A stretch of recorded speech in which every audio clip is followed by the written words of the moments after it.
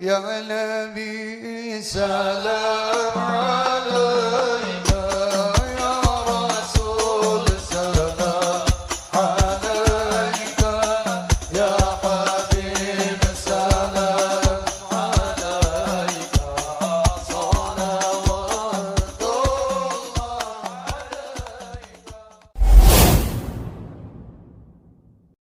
Syekh Ahmad Sohibul Wafa Tajul Arifin, atau yang kerap disapa dengan panggilan Abah Anom, lahir pada 1 Januari 1915 di Suryalaya, Tasikmalaya.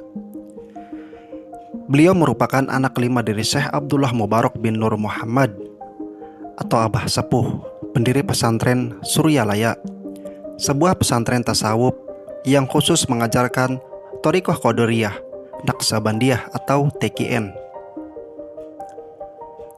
Abah Anom wafat pada tanggal 5 September 2011 di Tasikmalaya dalam usia 96 tahun. Pada usia 8 tahun, Abah Anom memulai pendidikannya dengan belajar di sekolah dasar di Ciamis. 5 tahun kemudian melanjutkan ke Madrasah Sanawiyah di kota yang sama.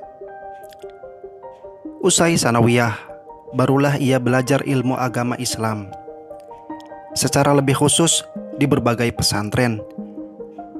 Ia keluar masuk berbagai macam pesantren yang ada di sekitar Jawa Barat, seperti pesantren Cicariang dan pesantren Jambu Dwipa di Cianjur untuk ilmu-ilmu alat dan usuluddin. Sedangkan di pesantren Cirengas, ia juga belajar ilmu silat. Minatnya untuk belajar silat diperdalam ke pesantren Citengah yang dipimpin oleh Haji Junaidi yang terkenal ahli alat, jago silat, dan ahli hikmah. Kegemarannya menuntut ilmu menyebabkan Abah Anom menguasai berbagai macam ilmu keislaman pada usia relatif muda, yaitu 18 tahun. Didukung dengan ketertarikannya pada dunia pesantren, telah mendorong ayahnya yang dedengkot Thariqah Qadiriyah Naqsabandiyah untuk mengajarinya zikir tekian, sehingga ia menjadi wakil talqin ayahnya pada usia relatif muda. Mungkin sejak itulah ia lebih dikenal dengan sebutan Abah Anom. Abah Anom memiliki landasan teoritis yang kuat untuk merumuskan metode penyembuhan rohani. Semuanya ada dalam nama pesantren itu sendiri, yaitu Inabah. Abah Anom menjadikan Inabah tidak hanya sekedar nama bagi pesantrennya, akan tetapi lebih dari itu. Ia adalah landasan teoritis untuk membebaskan pasien dari gangguan kejiwaan karena ketergantungan terhadap obat-obat terlarang.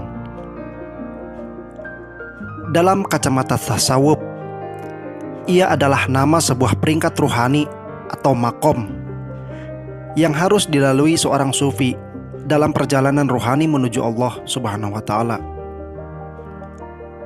Salah satu hasil dari muraqabatullah adalah al-inabah, yang maknanya kembali dari maksiat menuju kepada ketaatan kepada Allah karena merasa malu melihat Allah. Jelas Abah yang merujuk pada kitab Taharat al-Qulub. Dalam teori Inabah, untuk menancapkan iman dalam kolbu, tak ada cara lain kecuali dengan zikir La ilaha illallah. Cara ini di kalangan TQN disebut talqin. Demikian juga dalam mensikapi mereka yang dirawat di pesantren Inabah. Mereka harus diberikan pedang untuk menghalau musuh-musuh di dalam hati mereka. Pedang itu adalah zikrullah.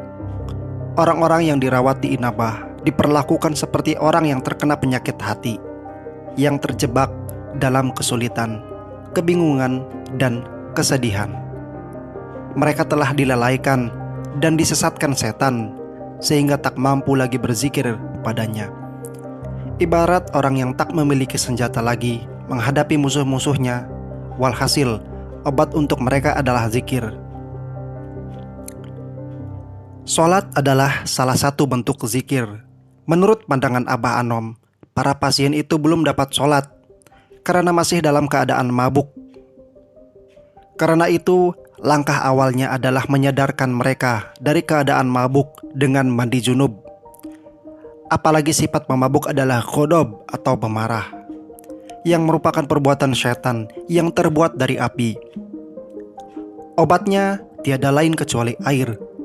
Jadi, selain zikir dan sholat, untuk menyembuhkan para pasien itu digunakan metode wudhu dan mandi junub. Perpaduan kedua metode itu sampai kini tetap digunakan Abah Anom untuk mengobati para pasiennya, dari yang paling ringan sampai yang paling berat. Dan cukup berhasil. Buktinya, cabang Inabah tak hanya di Indonesia. Di Singapura langsung berdiri sebuah cabang, serta Malaysia 2 buah cabang. Belum lagi tamu-tamu yang mengalir dari berbagai benua seperti Afrika, Eropa, dan Amerika. Pada tahun 1977, Abah Anom mendirikan Madrasah Sanawiyah dan Madrasah Aliyah, sampai pendirian Institut Agama Islam Latifah Mubarakiyah pada tahun 1986. Abah Anom resmi menjadi mursyid pembimbing Thariqah Qadiriyah Naqsabandiyah atau TQN di pesantren tasawuf itu sejak tahun 1950.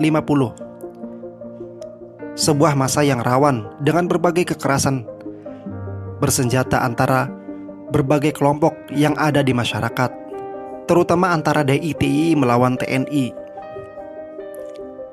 Tasawuf tidak hanya produk asli Islam, tapi ia telah berhasil mengembalikan umat Islam kepada keaslian agamanya pada kurun-kurun tertentu, tegas Abah Anom. Tentang eksistensi tasawuf dalam ajaran Islam, tasawuf yang dipahami Abah Anom bukanlah kebanyakan tasawuf yang cenderung mengabaikan syariah karena mengutamakan dauk rasa. Menurutnya, sufi dan pengamal thariqah tidak boleh meninggalkan ilmu syariah dan ilmu fikih. Bahkan menurutnya lagi, ilmu syariah adalah jalan menuju ma'rifat.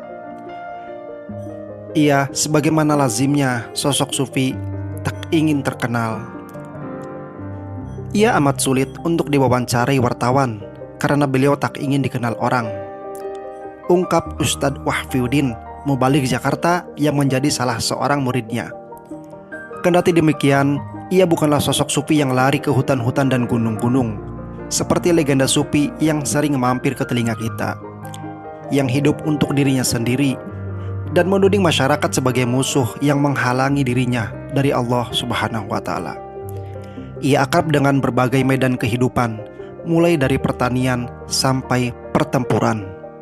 Ketika pemberontakan PKI meletus 1965, ia bersama para santrinya melakukan perlawanan bersenjata. Bahkan tidak hanya sampai di situ, Abah Anom membuat program rehabilitasi ruhani bagi para mantan PKI.